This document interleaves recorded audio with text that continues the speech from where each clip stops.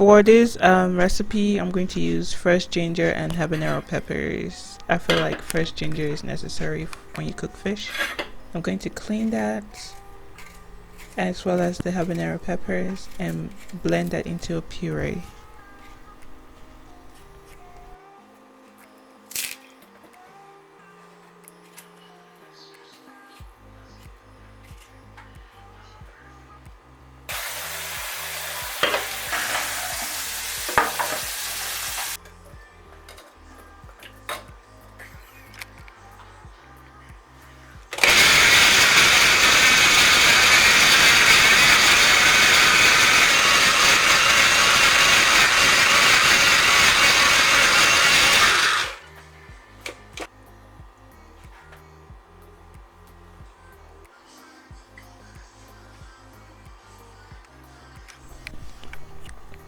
And then after blending the puree, I'm going to assemble all the spices I'll be using. I'm going to use thyme, oregano, black pepper, a little bit of nutmeg, salt, and some Maggi cubes. And I think everything I'm doing here is self-explanatory. You can just pour the ginger and pepper blend in a bowl, add some olive oil or vegetable oil, just any oil of your choice. I don't use coconut oil because it's too light. Just add that in there.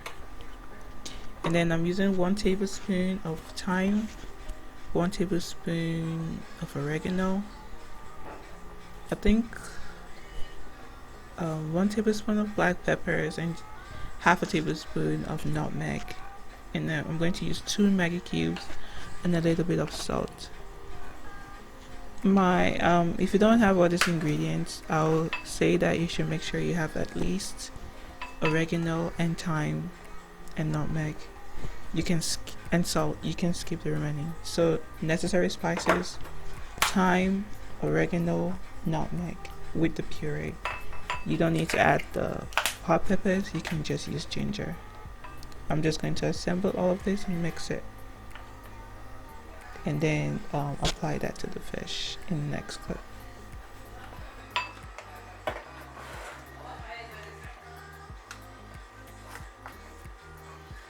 What did you say?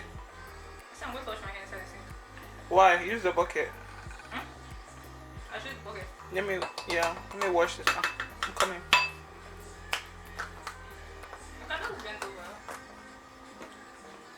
Hold on.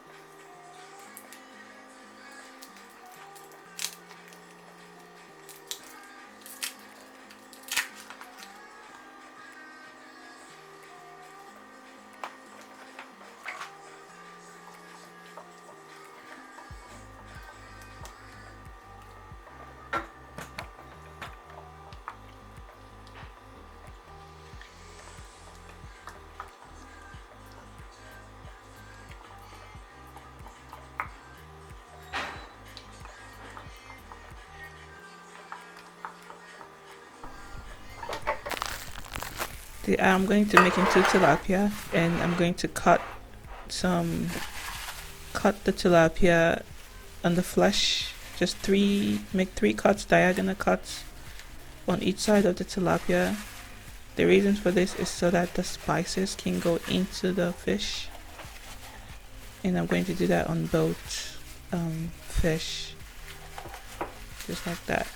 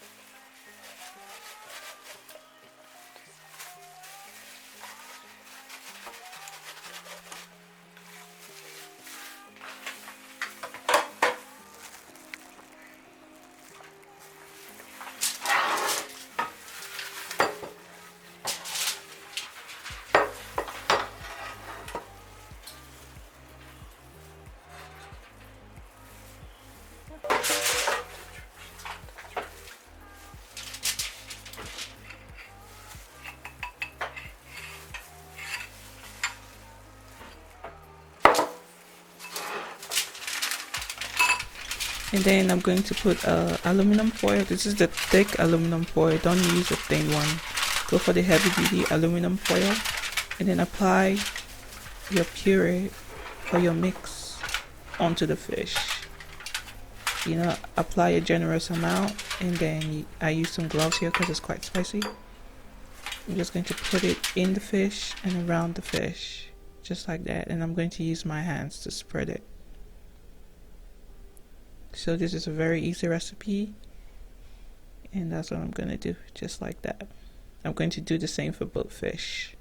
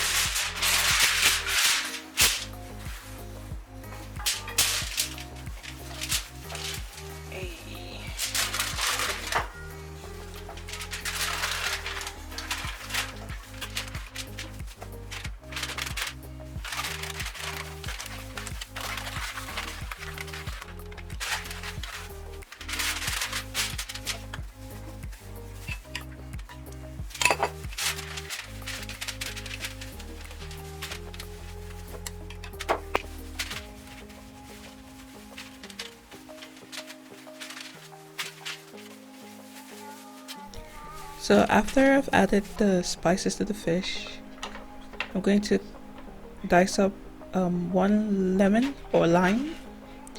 We all know, if you don't know about fish, you know, I will tell you that, or anyone will tell you that citrus, like lemons and limes, taste really good with fish. They really balance out the flavors of fish. That is citric acid from lemons for some reason. I don't know why, but that's something you observe while cooking fish.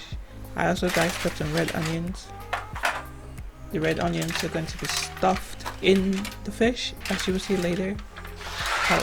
But first, we're just going to squeeze the lemons all over the fish, just like that. And this will also help the spices and the marinade in the citric acid will help it sink into the fish.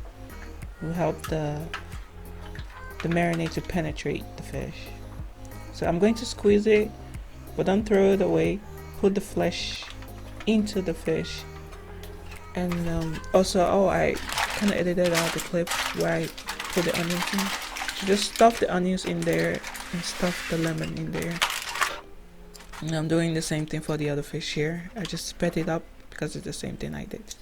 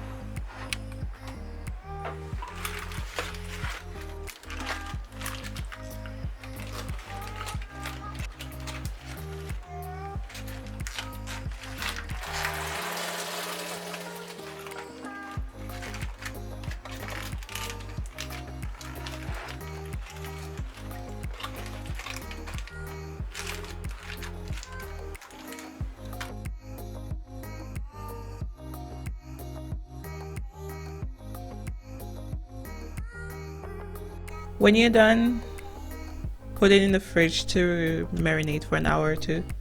You don't need to marinate fish overnight. It's just, you know, it's fish. It doesn't really have a lot of muscle or tendons to break, to like penetrate. You just have like, you know, fish flesh, and it just takes a little. But 30 minutes is even okay to marinate fish, but I usually go for an hour to an hour and a half or two, depending on how many fish you have. Placing that on my favorite baking sheet, I'm going to pop that into the oven, and I'm baking at 370 Fahrenheit, if I'm not mistaken. I think I put a clip of the temperature I used. And then I took that out of the oven after 30 minutes, and this is what it looks like. It's halfway cooked, and I just wanted to show you guys what it looked like. And I'm going to pop that back into the oven and bake for an additional 20 to 30 minutes, depending on the oven you have. You have to watch this, you know, watch this carefully, because it will burn if you're not paying attention. So this is the fish after an additional 20 minutes.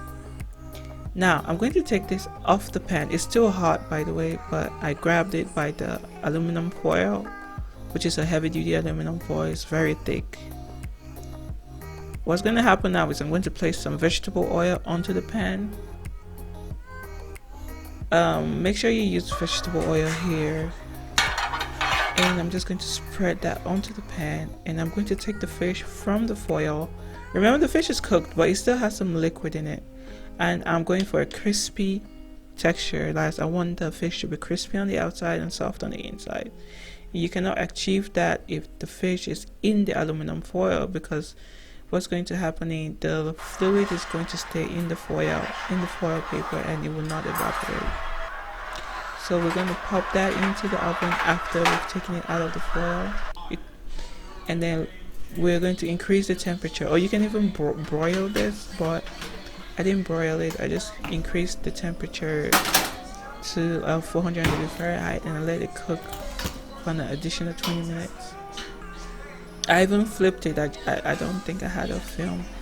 I wasn't recording, but I took it out halfway and I flipped it just to get that, make sure it was crisp on each side. And this is what I got. So this is the fish now. I'm going to make some plantains, and if you don't know what plantains are a bigger, I don't know if it's a bigger species of banana. It's much more thick and a bit more starchy. So if you bite into a plantain, it's not the same texture as a banana. It's a bit more starchy, and it's not, you can eat it like that, but you usually cook this, most cultures I know usually fry it or boil it or cook it just like you cook potatoes. So I dice it diagonally, and I'm going to fry it on medium heat until it's golden brown. I'm going to sprinkle a little bit of salt, optional, and then just fry it in the oil. There's some vegetable oil. You fry in vegetable oil, oil that has a bit of denser consistency. I wouldn't recommend frying in olive oil, because olive oil is quite thin and burns very easily. So we're just gonna fry that until golden brown. You know, when you're cooking this, you're going to stand right next to the pan. You don't go anywhere, because it will burn if you're not watching.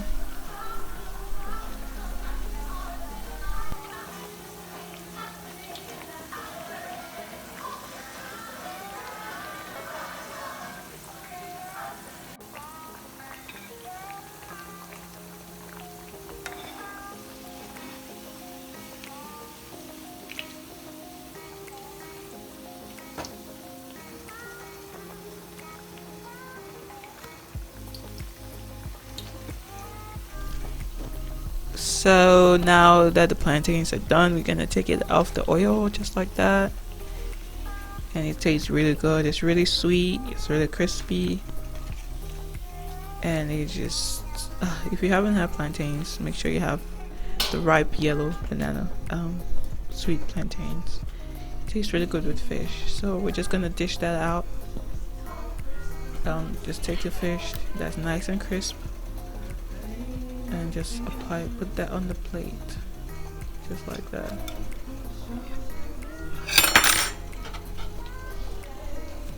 And when I bought the fish, I had them clean it for me, so what you saw in the beginning was already cleaned, descaled and everything.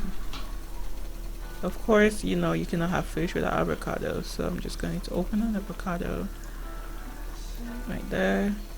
Use a spoon to scoop it out, just like that. And then just dice it up and put it on top of your fish.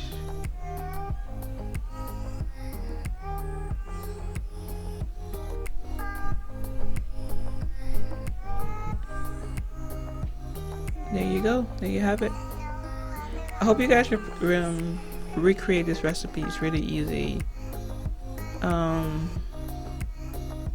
please don't forget to like, subscribe, and comment down below. Thank you for watching. Bye bye.